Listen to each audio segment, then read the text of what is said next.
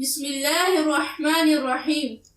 Rabbi shrah li sadri wa yassir li amri wahlul 'uqdatam min lisani yafqahu qawli.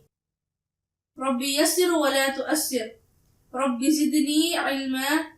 Respected brothers and sisters, Assalamu alaikum wa rahmatullahi wa barakatuh.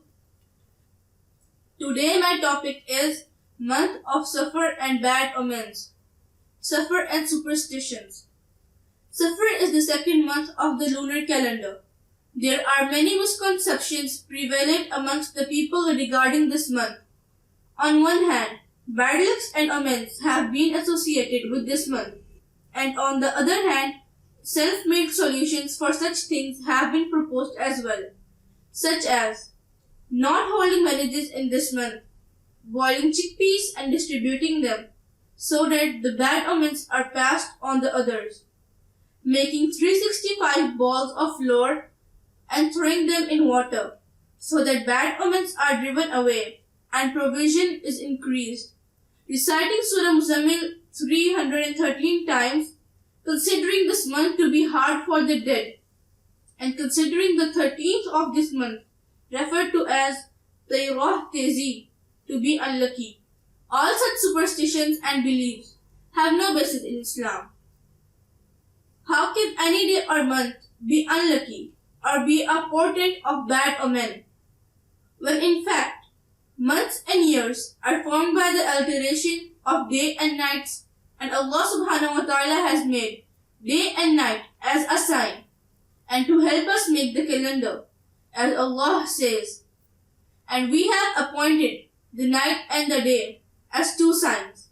Then we have obliterated the sign of the night with darkness, while we have made the sign of the day illuminating, that you may seek bounty from your Lord, and that you may know the number of the years and the reckoning. And we have explained everything in detail with full explanation. Surah Al-Isra, Part 17, Ayat 12. Allah subhanahu wa ta'ala has also told us the purpose of different stages of the moon. It helps us to mark the beginning and end of the months. And Allah Azza wa Jal has also told us that there are 12 months. He says, they ask you, O Muhammad, peace be upon him, about the new moons. Say, these are signs to mark fixed periods of time for mankind and for the pilgrimage. Surah Al-Baqarah, Part 2, Ayat number 189. Verily, the number of months with Allah is 12 months in a year.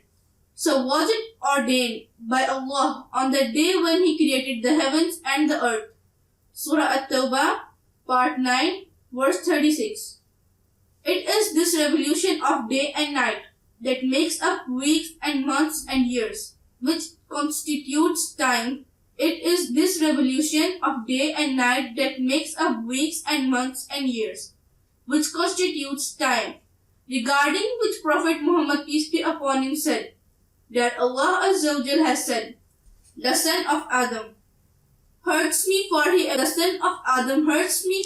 abuses time. Though I am time, in my hands are all things, and I cause the revolution of day and night. Bukhari.